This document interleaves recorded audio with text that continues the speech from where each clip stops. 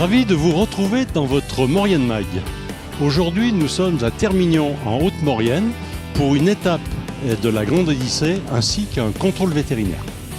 Aujourd'hui, nos invités sont Jean-Pierre Jorsin, président de Maurienne Tourisme, et Henri Cam, l'organisateur de la Grande Odyssée. Jean-Pierre Jorsin, bonjour. Alors vous êtes le président de Maurienne Tourisme. Alors parlez-nous de Maurienne Tourisme. Quelle est cette institution? À quoi ça sert? Pour qui elle est faite? Eh bien bonjour au départ de Termignon sur la Grande Odyssée. Eh bien effectivement Maurienne Tourisme, donc c'est une association qui s'occupe du développement touristique, économique et surtout la communication de la vallée toute entière sur les 62 communes. Alors Maurienne Tourisme est issu du regroupement du pôle tourisme Maurienne, du syndicat de Pays de Maurienne et du comité des stations, les 24 stations de Maurienne. Donc nous avons regroupé ces deux entités au sein donc, de cette nouvelle association qui s'appelle Maurienne Tourisme. Alors toutes les communes de la vallée sont adhérentes? Toutes les communes de la vallée sont adhérentes à Maurienne Tourisme. Enfin, pour l'instant, il y a encore quelques communes qui n'ont pas souhaité régler leurs cotisations, qui attendent, puisque disons que c'est nouveau, hein, ça fait que quelques mois que Maurienne Tourisme est en marche. Alors bien sûr, on continue les actions comme si tout le monde adhérait, et on espère que les quelques stations qui n'ont pas encore adhéré vont le faire. Donc on lance un appel à... On lance un appel aux 2 ou 3 stations qui n'ont pas réglé leur cotisation. Bon, on ne va pas les citer. Non. Alors, au niveau cotisation, comment elles sont calculées? C'est au prorata des lits touristiques? Voilà, tout à fait. Alors, une partie du fonctionnement de Maurienne Tourisme est payée par le syndicat du Pays de Maurienne. Donc ça, c'est toutes les communes de Maurienne, les 62 communes de Maurienne. Et ensuite, c'est l'adhésion. Alors, c'est les offices du tourisme qui adhèrent à Maurienne Tourisme et qui payent une cotisation par rapport à leur nombre de lits touristiques. Voilà. Alors, en échange de cette cotisation, vous leur proposez quoi à toutes ces communes? Alors en échange de cette cotisation, eh bien déjà nous faisons la communication de la Maurienne sur l'ensemble de la vallée, hein, toutes les communes en bénéficient. Bon, les communes touristiques en bénéficient un peu plus, puisque c'est normal, il y a des lits touristiques, il y a des actions. Alors on édite par exemple Maurienne Mag, 2 fois par an. On édite toutes les brochures qui concernent, eh bien, par exemple, les verticales, donc tout ce qui est donc, acrobatique, on va dire, le ski, et puis les musées, l'itinérance, voilà.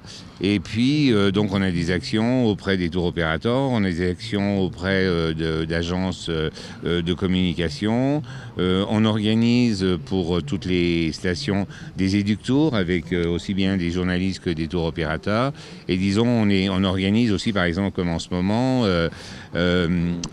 les relations pour que l'ensemble de la Maurienne soit regroupé sur un même espace à Grand Ski, hein, ce qui se passe à l'heure actuelle. Grand Ski, eh bien, c'est le marché des tours opérateurs. Il y avait 440 tours opérateurs qui viennent faire leur marché auprès des stations de sport d'hiver. Et donc, nous, on se positionne en tant que Maurienne sur une même esplanade, on va dire. Voilà, donc vous avez aussi un site informatique sur lequel on a une vue globale de la Maurienne et un accès à chaque station individuellement. Tout à fait, tout à fait. Donc, on a un site Maurienne, maurienne.com. Et donc, il y a un portail, et puis donc chaque station est reliée à... Il y a des liens avec le portail Maurienne Tourisme. Et puis, bon, c'est un petit peu compliqué, mais donc, on a InfoLive. InfoLive, donc, c'est un système où donc, tous les offices du tourisme donnent tous les renseignements de leur station sur cette plateforme, on va dire, qui ensuite est transmise à Citra. Citra, c'est une plateforme régionale, et là viennent se servir donc, les journalistes, les opérateurs, etc. Voilà. Tout le monde peut communiquer. Tout le monde peut communiquer à ce niveau-là. Bien, comme vous l'avez dit, nous sommes à Termignon pour une étape de la Grande Odyssée. Donc maintenant, on va recevoir Henri Cam qui va nous dire un petit mot et on fera la conclusion un petit peu plus tard avec vous. Très bien. Henri Cam, bonjour. Nous sommes à Termignon. La Grande Odyssée Savaud-Mont-Blanc se termine aujourd'hui. Alors parlez-nous un petit peu de cette Grande Odyssée Savaud-Mont-Blanc, l'organisation, les mushers, les chiens, les bénévoles qui vous aident. Mais c'est une organisation incroyable. Alors cette 9e édition est en train de prendre fin sous nos yeux. Nous sommes à la fin de la 9e étape. 9 étapes en 11 jours parce qu'il y a 2 étapes qui font plus de 24 heures. Et alors quelques chiffres sur la Grande Odyssée Savoie-Mont-Blanc. 9 étapes, 11 jours, une trentaine de mushers représentant 10 nations qui sont venus sur cette belle compétition ou sur les trophées qui sont des courses en parallèle de 3 jours. À peu près 1000 personnes impliquées au moins une journée à l'organisation, un staff à peu près de 70 personnes, 24 stations de ski traversées, les services des pistes, les services municipaux, les offices de tourisme, les gens de la communication. Tout le monde est impliqué, à peu près 180, je pense, journalistes qui ont été accrédités, des heures de télévision, des grandes chaînes, TF1, France 2, France 3 qui nous a suivis tout à fait régulièrement et qui est notre partenaire, TV8 Mont-Blanc, Maurienne TV, France Bleu Pays de Savoie pour la radio, le Dauphiné Libéré, enfin voilà, c'est une grosse mécanique qui maintenant a pris, je pense, un rythme qui n'est pas encore un rythme complètement de croisière parce que toujours il faut savoir se remettre en question, mais je pense que la Grande Odyssée Savoie-Mont-Blanc a trouvé son public à la fois chez les sportifs, parce que c'est extrêmement important, et dans le public, à voir les milliers de gens qui sont venus applaudir ces mushers valeureux. Alors au point de vue, parlez-nous du dénivelé qu'ils font, c'est extraordinaire aussi, en positif ou en négatif. Alors la caractéristique de cette course de chien de traîneau, c'est qu'elle est unique dans son genre parce qu'elle est dans les montagnes. Traditionnellement, les courses de chien de traîneau se passent plutôt dans le Grand Nord, dans des conditions extrêmes, là où il fait très froid, en Alaska, au nord de la Sibérie, au nord de la Norvège. Ici, il fait bon, des fois, il fait froid aussi. Oui, il fait pas chaud aujourd'hui. Enfin, voilà, il fait pas très chaud, mais enfin, il fait pas moins 40. Non. Mais par contre, voilà, on est entouré de montagnes, ça monte et ça descend. Et c'est ça qui est la vraie caractéristique de cette course. À la fin des 11 jours de course, ils auront gravi 30 000 mètres de dénivelé positif cumulé, ce qui représente 6 à 7 fois l'ascension du Mont Blanc à partir de Chamonix. C'est vraiment une course extrêmement difficile. Pour les mushers avant tout, un peu pour les chiens. Les chiens pas tant que ça parce que le musher, je vous le rappelle, pousse son traîneau sans arrêt. Donc dans les montées, le chien simplement il grimpe avec son propre poids.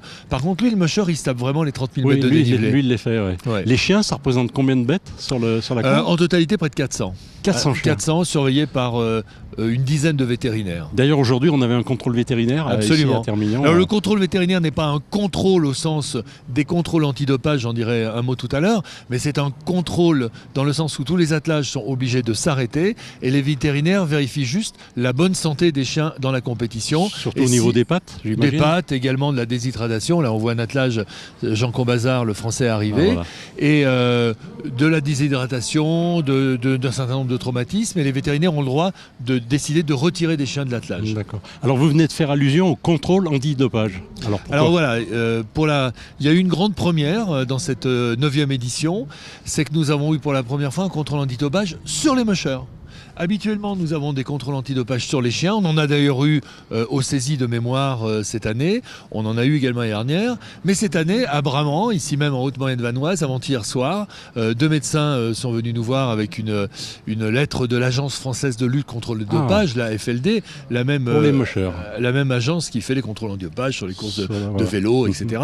Et c'est une première mondiale. Jamais dans une course de chien de traîneau, les humains avaient été contrôlés. Les animaux, oui, ce qui est normal, un peu comme sur le tiercé ou les courses hippiques, mais les humains, non. Et pour nous, c'est plutôt un point très positif, parce que ça veut dire que ce sport commence à être reconnu également comme un sport de haut niveau humain. Voilà.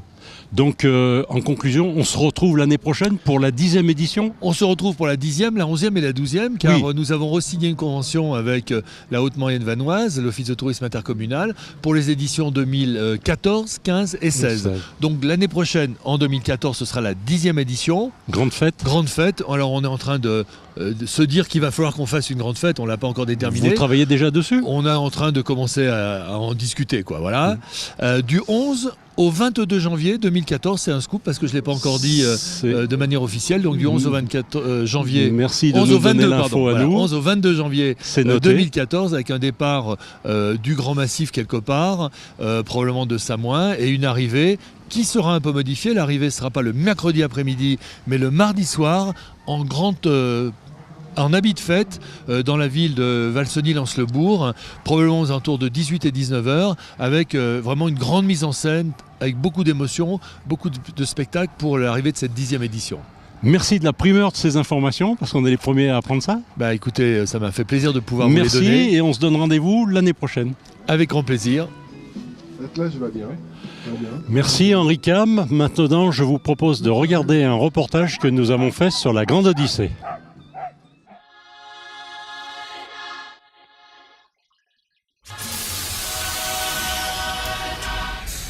Bonjour et bienvenue à Ossois. Nous sommes le 22 janvier 2013 et aujourd'hui vous allez assister à un départ de la Grande Odyssée.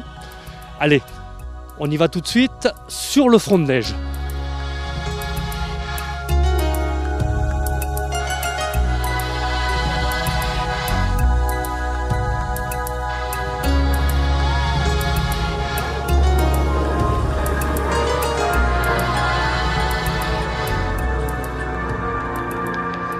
Alors aujourd'hui les attelages partent du front de neige, hein, derrière nous on est au pied des pistes d'Ossois.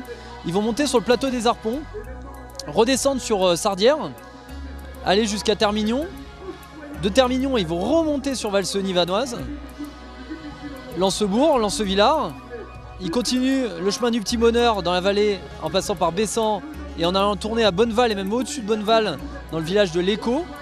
Et ensuite ils redescendent jusqu'à Lanvillars pour monter à la base polaire qui est située juste en dessous du col du Mont-Cenis.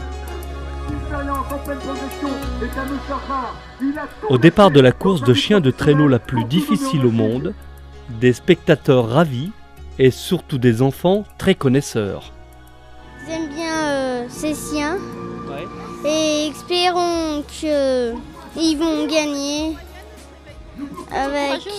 Ils sont courageux. À ton avis, ils ont de la force? Oui. Mais s'ils sont malades, il y a des vétérinaires. Voilà. D'accord. On leur donne des vitamines? Alors oui. S'ils ont une très grave maladie et on leur fait une piqûre, ça fait pas mal. J'aime bien la couleur des loups, il y en a qui sont beaux, les chiens aussi. Donc c'est pour ça et j'aime bien tout ce qui est animaux. D'accord. Tu voudrais en avoir un pour chez toi? Un petit louveteau. Un petit louveteau. D'accord. Et qu'est-ce qui te passionne dans cette course de chiens de traîneau? Rien que d'entendre les voix des chiens, j'aime bien.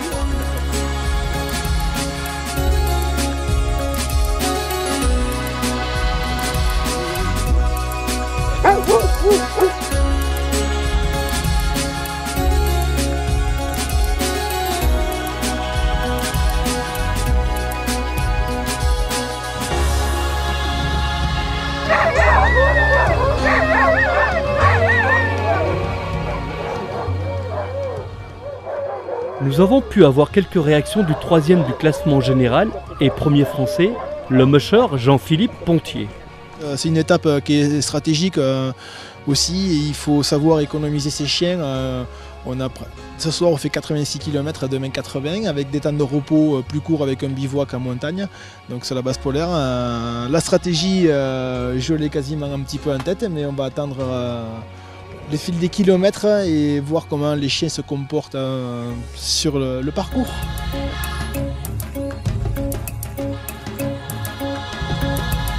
Alors demain effectivement on a la deuxième morceau de cette dernière étape, donc les attelages vont partir de la base polaire, ils font tout un circuit et à mi-parcours il y aura effectivement un contrôle vétérinaire à Termignon afin de permettre aux vétérinaires pendant 1 minute de vérifier l'état des attelages. Charlotte, il y a un attelage qui arrive là, qu'est-ce que vous allez leur faire à ces chiens? Alors, donc on a 1 minute en fait pour regarder tous les animaux, donc on regarde les muqueuses buccales, voir si elles sont bien roses. Ensuite on évalue l'état d'hydratation avec un pli de peau. Et ensuite, on palpe le pouls artériel fémoral afin d'évaluer la fréquence cardiaque et de voir si le pouls est bien frappé. Voilà. Donc en gros, on fait ça sur tous les chiens en 1 minute. Et si un animal est un petit peu moins bien, en général, le musher nous le signale. Et du coup, on porte une attention plus particulière sur cet animal. Voilà. Alors là, prêt à repartir. 1 minute. Alors il y a une petite étudiante qui lui fait le chronomètre. Allez Sylvia, allez. Et voilà. S'il y a un problème, on arrête l'attelage plus longtemps et on récupère éventuellement les chiens qui vont pas bien. C'est rare, mais ça peut arriver. Et si tout roule, et au bout d'une minute, les chiens repartent et terminent leur étape pour une arrivée devant l'office de tourisme à Lancebourg. Et pour terminer ce reportage, nous vous proposons des images exceptionnelles de cette étape entre Eussois-Bonneval et une arrivée nocturne à la base polaire du col du Mont-Cenis. Allez, c'est parti!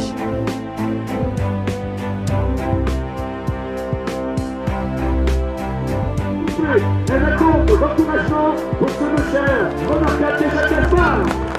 30 secondes.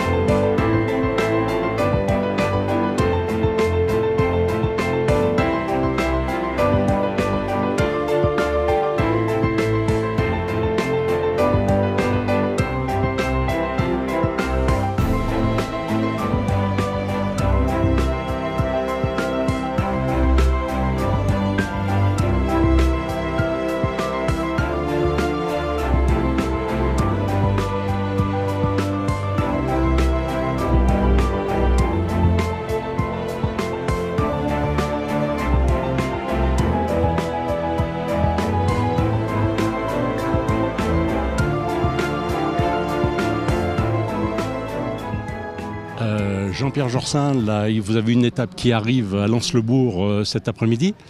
Vous êtes le maire de Lens-le-Bourg. Alors, la Grande Odyssée, dans la vallée de la Haute-Maurienne, qu'est-ce que ça apporte ? Quel intérêt, quel attrait ? Alors oui, je suis le maire de Lens-le-Bourg, mais aussi au niveau de la Grande Odyssée, je suis le président du comité d'organisation de la Grande Odyssée en Haute-Maurienne vanoise. J'ai oublié ça. Donc c'est pour ça que vous me voyez sur tous les sites de la Haute-Maurienne, n'est-ce pas ?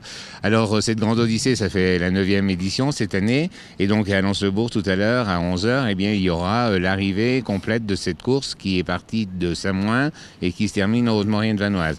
Alors donc depuis 9 ans, c'est vrai que la Grande Odyssée nous permet de communiquer sur la Haute-Maurienne d'une façon exceptionnelle.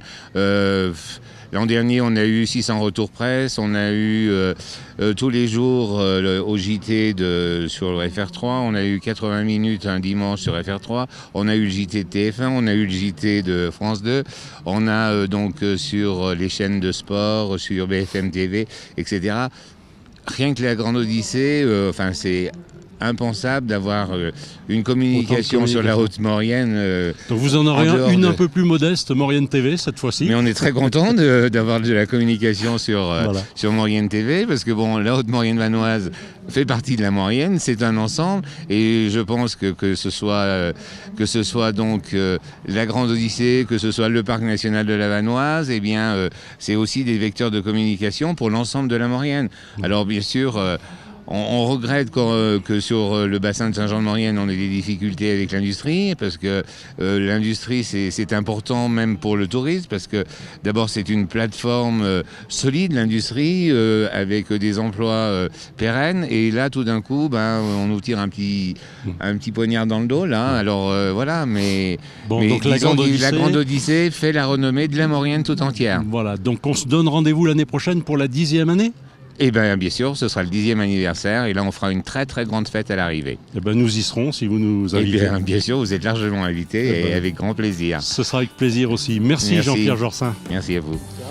Maurienne Mag, c'est terminé. Merci de votre fidélité et à la semaine prochaine.